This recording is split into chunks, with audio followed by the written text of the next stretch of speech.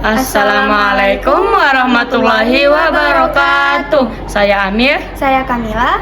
Kami dari SMP Swasta Al-Muslimin Pandan akan mempresentasikan hasil penelitian yang berjudul Pengelompokan Sosial dalam Interaksi Antar Pelajar SMP Swasta Al-Muslimin Pandan.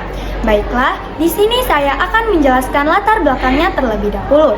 Di lingkungan sekolah, tentunya siswa memiliki kelompok sosialnya sendiri, baik itu kelompok sosial untuk mengerjakan tugas ataupun kelompok sosial untuk kepentingan pribadi lainnya.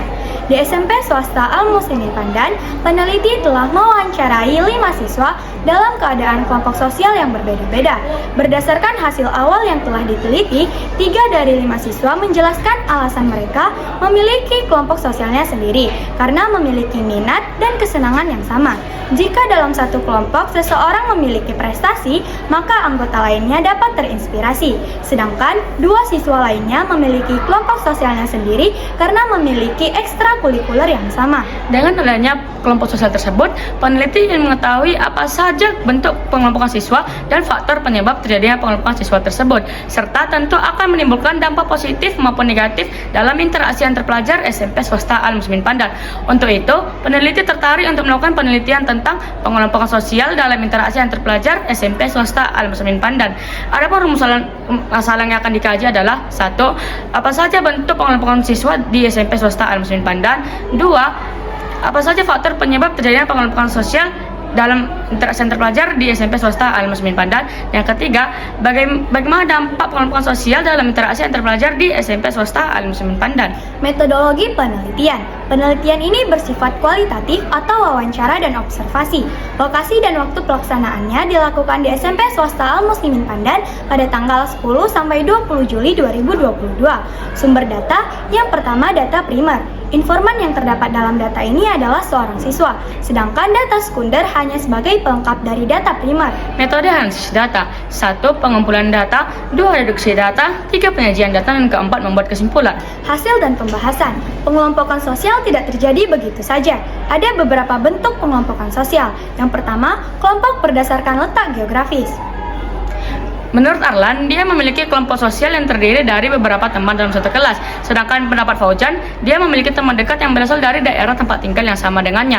Dari pendapat-pendapat yang telah saya sebutkan tadi, pendapat tersebut menyatakan bahwa adanya pengaruh kesamaan letak geografis dalam pemilihan kelompok sosial di SMP Swasta Al-Muslimin Pandan. Yang kedua, kelompok OSIS. Berdasarkan 25 orang anggota OSIS, mereka menyatakan senang memasuki OSIS karena dapat memberikan contoh kepada orang lain dan dapat ikut serta dalam kegiatan sekolah yang dibantu oleh OSIS.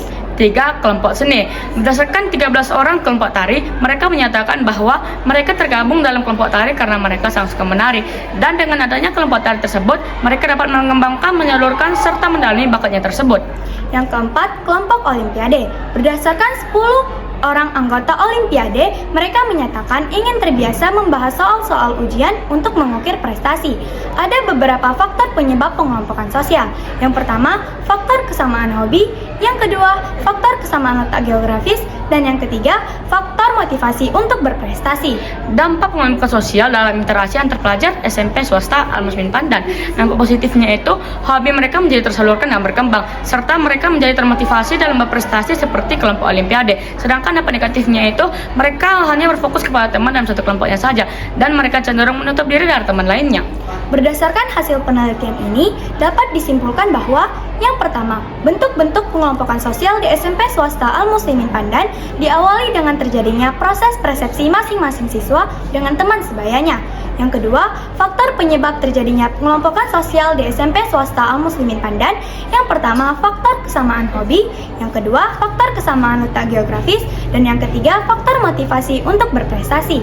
Yang ketiga, dampak adanya pengelompokan sosial di SMP Swasta Al-Muslimin Pandan. Dampak positifnya adalah meningkatnya motivasi untuk berprestasi. Sedangkan dampak negatifnya adalah interaksi mereka dengan siswa lainnya sering dianggap negatif karena sering dianggap memisahkan diri dari teman lainnya. Sekian dan terima kasih. Wassalamualaikum warahmatullahi wabarakatuh.